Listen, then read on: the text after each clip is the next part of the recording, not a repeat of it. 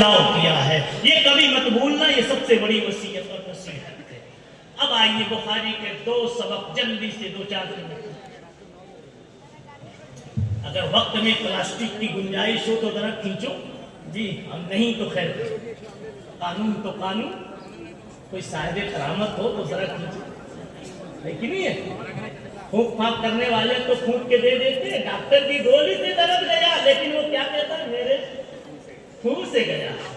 یہاں بھی ذرا پھونکو نا تعویذ والوں، آج ضرورت۔ واقعی میں بڑا خوش ہوا، مجھے اس کا بھی موقع نہیں ملا کہ میں مدرسے والوں کی بڑی شکر گزاری کروں، کتنی کوششوں محبتوں سے خرچوں سے ملایا، لیکن ٹائم ہی نہیں ہے کیا بات ہے۔ اللہ آپ کو جزائے دے، فرما اس مدرسے کی اللہ پتے پتے کی حفاظت فرما، اینٹ اینٹ کی حفاظت فرما، یا اللہ قدم قدم پر اپنے فرشتوں کو حفاظت کے لیے نازل فرما۔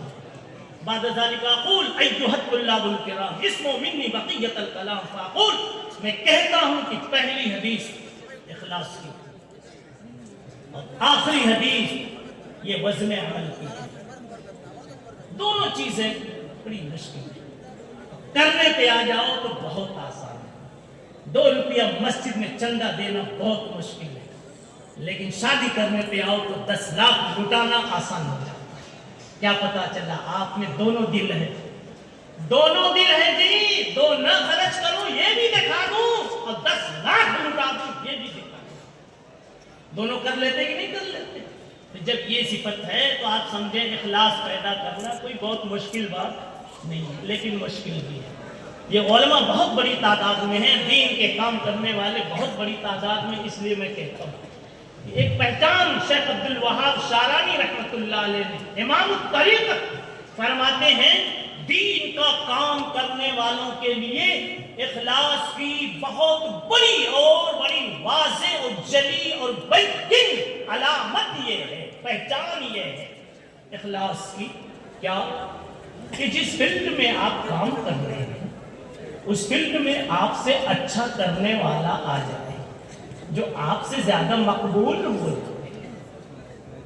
آپ سے زیادہ اس کے مسافے ہونے لگے، آپ سے زیادہ اس کو حضرت کہنے والے ہو جاوے، تو آپ کے دل کو آپ دیکھو، اگر آپ کے دل میں تنگی آ گئی، بے چینی آ گئی، آپ کی نیند اڑنے لگی اور آپ کچھ الٹا سیدھا سوچنے لگے، تو سمجھ جاؤ کہ آپ یہ اس کام میں اخلاص سے محروم ہیں۔ اور اگر آپ کو خوشی ہوئی کہ چلو مجھ سے اچھا خوف ادا کرنے والا، شین ادا کرنے والا، جمعہ کا خطبہ بولنے والا آ گیا، نبی کا پیغام، سیرت کا، غار حرا کا، غار ثور کا سنانے والا مجھ سے اچھا آ گیا، نبی کی روح اب زیادہ خوش ہوگی، اگر یہ جذبہ پیدا ہو جائے تو سمجھو کہ آپ اپنے کام میں مخلص ہیں۔ صحیح ہے کہ ہمارا حال یہ ہے کہ ہم چوں بگڑے نہیں، ہمارے آگے کچھ نہیں، کسی کا نام نہیں، کسی کا لفافہ نہیں، کسی کا کچھ نہیں، کسی کا کچھ۔ بات سمجھ آ رہی؟ یہ بہت بڑی پہچان ایک بتا دی گئی، دین کے کام کرنے عوام کے لیے بھی ہے، لیکن ابھی ٹائم نہیں ہے، اس لیے آپ کہیں پڑھائیں، آپ سے اچھا آپ لے کر آ جائے۔ آپ سمجھ رہے ہیں صلاحیت والا جی، مدرسے میں کافی کو نکلوایا جاتا ہے، سین نکلوائی جاتا ہے،